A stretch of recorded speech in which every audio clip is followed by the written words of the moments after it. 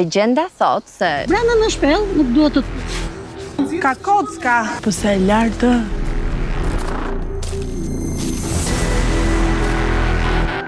Shpella e mbytjes ndodhet në fshatin Mollagjesh në zonën e Funarit të Elbasanit, e fshehur mes shkëmbive dhe pyjeve.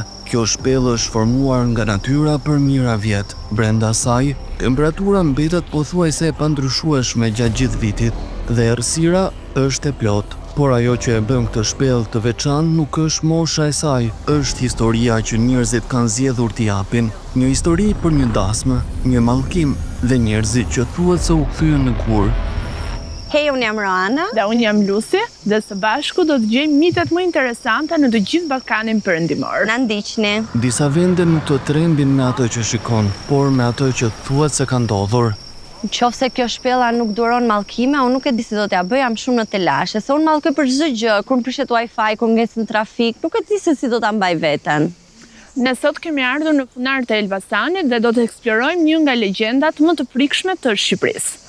Rruga drejt shpellës së mbytjes nuk është e shkurtër, duhet kohë për ta përshkruar, mes pemëve dhe ngjitjeve, hap pas hapi, dhe sa më gjatë ecën, aq më qartë kupton se po shkon drejt diçkaje që nuk është thjesht një shëtitje.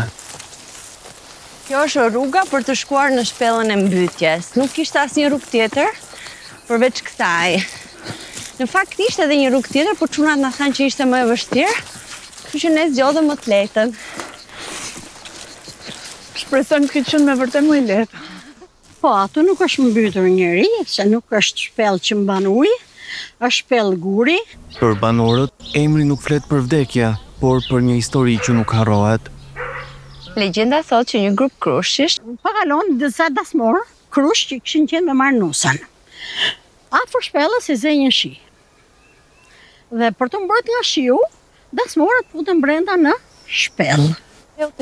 nga krushit rrëshkiti dhe e mallkoi. Njëri nga krushit truan, thot të marrë drejtë që s'po shoh shiu. Diçka e tillë, mallkim. Menjëherë krushit, siç ishin bashkë me gjithë nusën, me gjithë kuaj, ngrin. Një fjalë thënë në vendin e gabuar dhe gjithçka ndalet. Shikërana, ky fakti që njerëzit i shohin stalaktitet si njerëz mund të lidhet edhe me fenomenin psikologjik të parindoljes, që do thotë truri vizualizon figura të ndryshme si objekte që ai ka të memorizuar në memorien, në nënvetdijen e tij. Prandaj njerëzit mund të shohin stalaktitet si njerëz.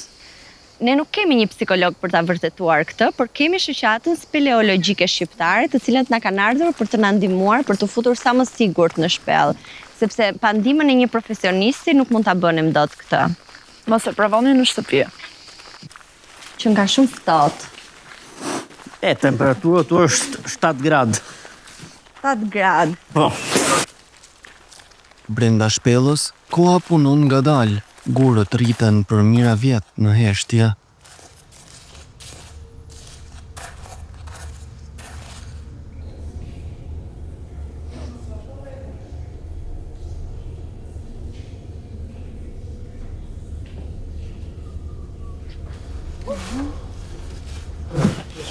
Ka kocka.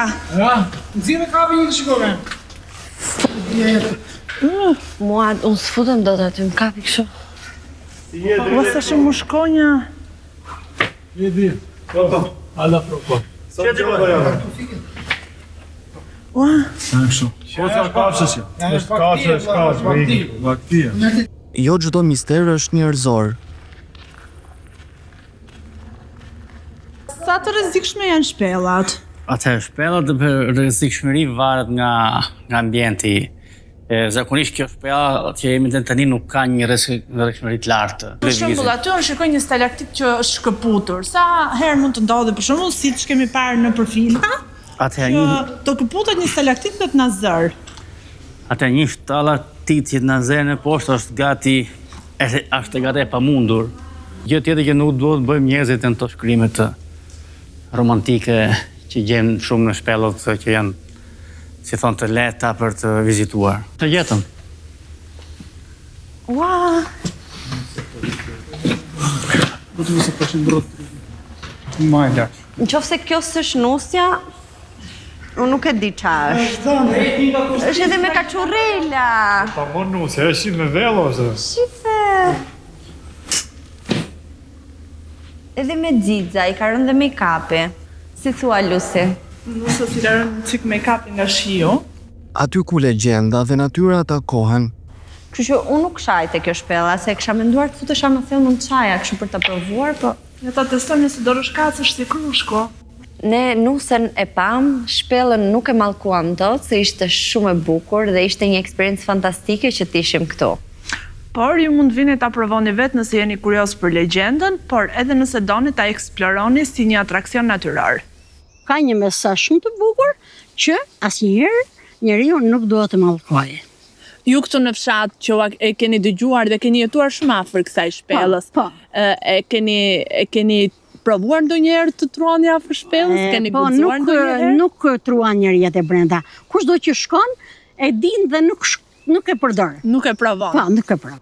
mit apo e vërtet, legjendat jetojnë për aq kohë sa ne i tregojmë.